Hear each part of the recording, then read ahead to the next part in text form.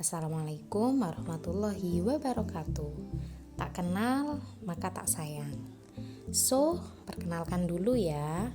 Saya Prasiwi Rizky Alfitri, peserta Latsar Angkatan 5. Saya berasal dari Kabupaten Lumajang dan berdinas di Puskesmas Ranuyoso.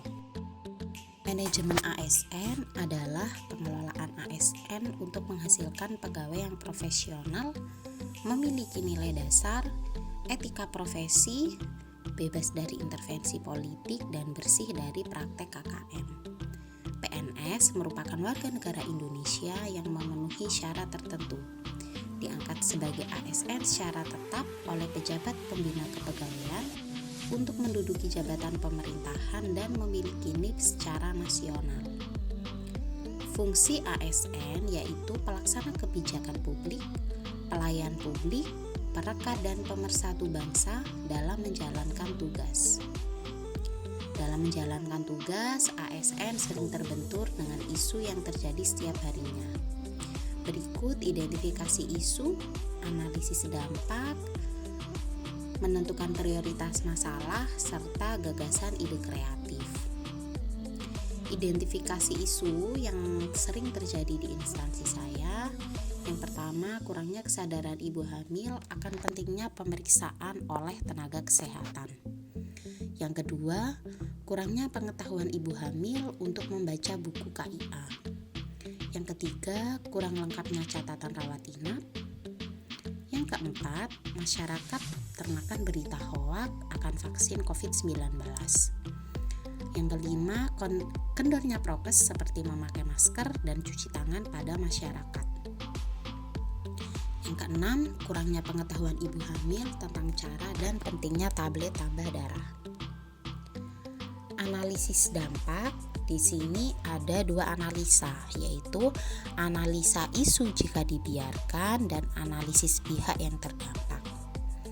Dari identifikasi isu kurangnya kesadaran ibu hamil akan pentingnya pemeriksaan oleh tenaga kesehatan. Jika ini dibiarkan, maka capaian target tidak terpenuhi. Serta dampaknya ibu hamil tidak mendapatkan vitamin serta pemeriksaan lain yang seharusnya bisa didapatkan. Untuk isu kurangnya pengetahuan ibu hamil tentang pentingnya buku KIA, jika ini dibiarkan maka akan terjadi rendahnya pengetahuan masyarakat mengenai apa saja yang harus dilakukan ketika hamil, bersalin, dan nifas. Dan dampaknya yaitu ibu hamil tidak bisa menerapkan apa saja yang ada di buku KIA. Salah satunya yaitu kartu kontrol kepatuhan minum tablet tambah darah. Untuk isu kurang lengkapnya catatan rawat inap, jika ini dibiarkan, maka dokumen pasien yang tidak lengkap akan tertumpuk dan menimbun banyak pekerjaan bagi petugas kesehatan itu sendiri. Dan dampaknya yaitu adalah keterlambatan untuk diverifikasi oleh verifikator serta keterlambatan pengiriman ke kantor BPJS sehingga juga ada keterlambatan jasa.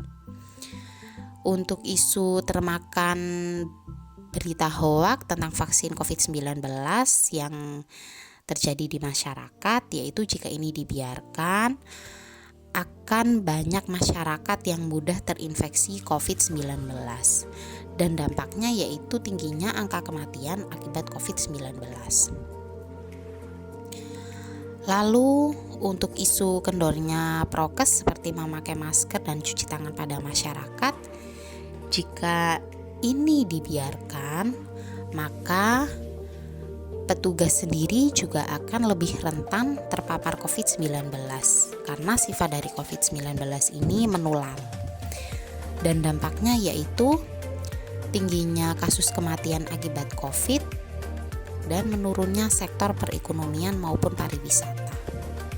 Kemudian untuk isu kurangnya pengetahuan ibu hamil tentang cara minum tablet tambah darah, jika ini dibiarkan akan berdampak pada tingginya angka anemia serta pertumbuhan janin yang terhambat. Lalu dampaknya yaitu anemia sendiri bisa menyebabkan perdarahan saat persalinan dan bisa menyebabkan berat badan bayi lahir rendah. Berdasarkan isu yang telah diidentifikasi, saya melakukan prioritas masalah.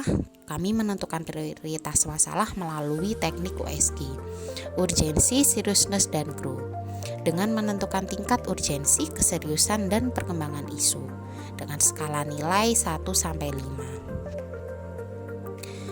Berikut analisis isu. Di sini ada 6 isu dan di sini sudah kita berikan skala nilai untuk masing-masing poinnya dan didapatkan yang paling tinggi yaitu kurang lengkapnya catatan rawat inap. Jadi saya mengambil kurang lengkapnya catatan rawat inap untuk dibahas. Karena apa? Di sini jika catatan rawat inap kurang juga akan menyebabkan keterlambatan untuk diverifikasi. Kemudian setelah dianalisis menggunakan USG, kami juga menganalisa menggunakan teknik SWOT, yaitu Strength, Weakness, Opportunity, dan Threat. Untuk strength di sini banyaknya petugas yang tidak bertanggung jawab terhadap catatan rekam medis pasien. Untuk weakness, sosialisasi dan pengarahan tentang kebutuhan kelengkapan resume medis masih minimum. Opportunity yaitu pengembangan resume digital dengan menggunakan Simpus. Simpus di sini yang dimaksud bisa dengan sistem informasi manajemen puskesmas. Treat yaitu tuntutan ketetapan dan kedisiplinan rekam medis pasien. Dan di sini ada gagasan ide kreatif untuk menyelesaikan isu yang saya angkat. Yaitu yang pertama, sosialisasi berkala kepada petugas mengenai cara pengisian rekam medis. Yang kedua, membuat jadwal pengumpulan agar tidak terjadi penumpukan. Yang ketiga, disiplin melakukan pengisian catatan di tiap shift serta bisa diaplikasikan dengan memberikan reward dan punishment bagi petugas terkait kelengkapan catatan rekam medis.